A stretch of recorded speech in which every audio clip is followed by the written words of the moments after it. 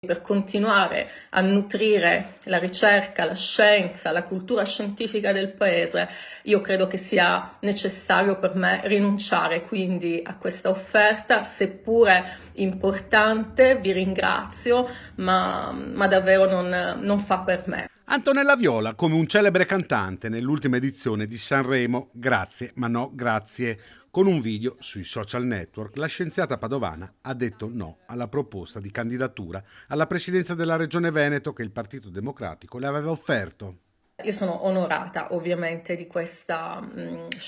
proposta, devo dire che la prima reazione è stata io, cioè no, non sono assolutamente capace di fare una cosa del genere, poi però mi sono resa conto che dietro questa iniziale risposta c'era dietro molto del condizionamento di stereotipi di genere, perché parlando con un paio di colleghi che stimo molto, tutti mi hanno detto, oh ma io lo farei subito al tuo posto, quindi il fatto che per me sembrasse una cosa assurda probabilmente